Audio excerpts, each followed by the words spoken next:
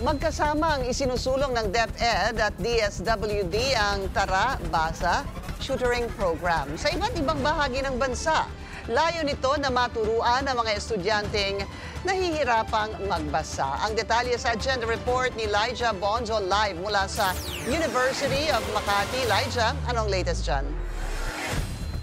Pinky, dumalo si Pangulong Bongbong Marcos sa National Culminating Activity ng Tara, Basa Tutoring Program ngayong hapon. Ito yung programang nilunsad sa bisa ng Executive Order No. 76 na layong magturo ng mga elementary students na nahihirapang magbasa. Ay pundasyon ng kaalaman at ng pag-uunlad. At sa tulong ng programa ito, kasama na ang Academic Recovery Program ng DepEd. Panatalaw na mapupuna natin ang mga naging pagkukulang sa pagtuturo ng ating mga kabataan. Ang Tara, Basa ay isang programa ng Department of Social Welfare and Development. Sa ngayon, tinatayang 55,000 grade 2 non-readers na ang kanilang naturuan. At sa ilalim naman ng tatay-nanay sessions, naturuan na rin ang kanilang mga magulang kung paano mag-tutor sa bahay.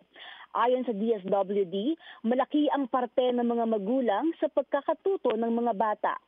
May mga estudyante rin mula sa state and local university and colleges ang nagsilbing tutor sa programang ito. Alam ko na hindi madali ang ginawa niyo, balancing your studies, family life, and your role as tutors and YDWs. So we honor you today. Dahil kung tutusin, kayo ang nagdala ng pinakamalaking pagbabago. Cash for Work, kung tawagin ito ng departamento, kung saan nakapagtala sila ng mahigit 17,700 na Youth Development Workers o YDW. Pinky, sa naging mensahe rin ng Pangulo, anya malaking aspeto ang kakulangan ng classrooms at guro sa dami ng mga mag-aaral na hirap makapagbasa. Kaya naman, pinagtutulungan daw ng DSWD at DepEd na mas maipatupad ang programang ito sa mas maraming lugar sa bansa. Pinky. Maraming salamat, Lyja Bonzo, live mula sa University of Makati.